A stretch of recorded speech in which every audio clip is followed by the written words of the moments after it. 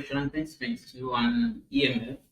Question says 3 cells each of EMF 1.0 volt and internal resistance 2 ohms are connected in parallel across a 3 ohms resistor. Determine the current in the resistor. So we're going to do that quickly. So let's write out the values we've been given. EMF, which is denoted as E, equals to 1 volt. And then our internal resistance, small letter R, is 2 ohms. And then our external resistance is 3 ohms. That we should determine the current in the resistor. Okay, current I.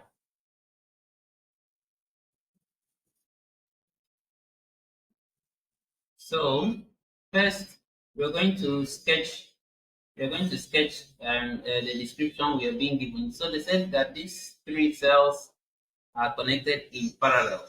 So I'm going to sketch that. So this is my cell number 1, cell number 2, and cell number 3. They are connected in parallel. That means they share a common terminal. They share a common terminal. That is it. This is the common terminal they share. So at the back of them, they also share a common terminal. Which is here. So they say that it's connected in parallel across a 3 ohms resistor.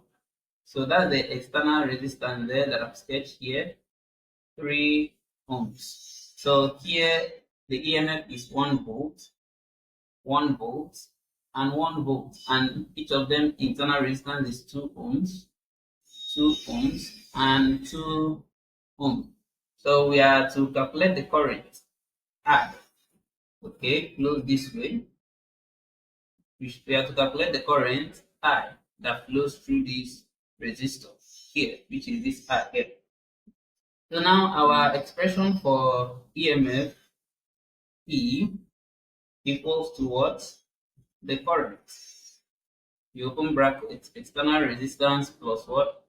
Internal resistance. You close bracket. So since we are looking for the current, we make current the subject of the formula. Current I will be equal to what? E. With E divided by external resistance plus internal resistance.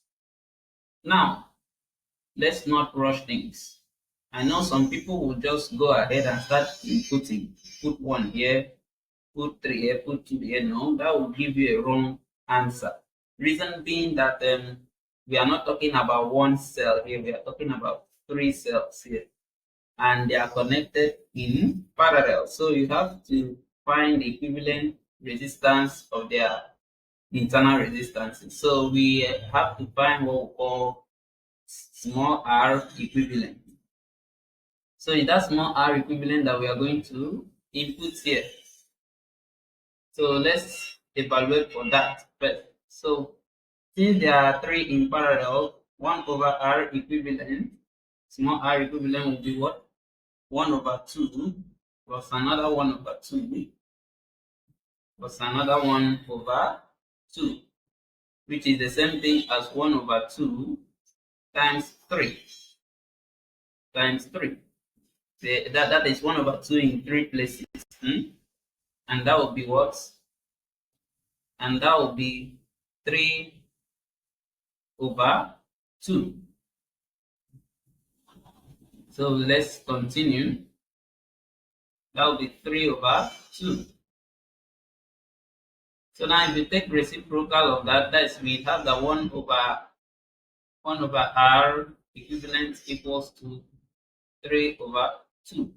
If we take reciprocal of that, you have that your r, small letter r equivalent will be what? 2 over 3 ohms. which is about 0.666666. But we are not going to keep it in decimal, we're going to use it as a fraction. So if we substitute it into this expression here so that we can find our current, our I is now equals to, our E is 1 volt, so we put the 1 divided by our big R is 3 plus our small r is 2/3. So if you process that, that's why to know mathematics is a vital part of physics, because some people may not even know how to use a scientific calculator to input this. So if you actually know your fractions, well, how to process fractions, this will be 3 times 3, 9 plus 2/3, which will be equals to 1/9 plus 2 is 11. 11/3, which is the same thing as 3/11. So 11 divided 3, 0 times. 0 times, then if we add 0 to 3, becomes 30. 11 divide this one, 2. Remainder 7. We divide 11, if we do the 0.27, we continue, 2727 is a recurring decimal. So our I equals to 0. If you approximate it to 2 decimal place, that would be 0.27 amps. If you approximate it to 1 decimal place, that would be 0.3 amps.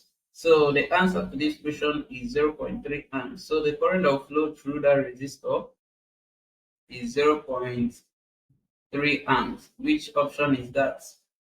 Option C, 0.30 amps. All right.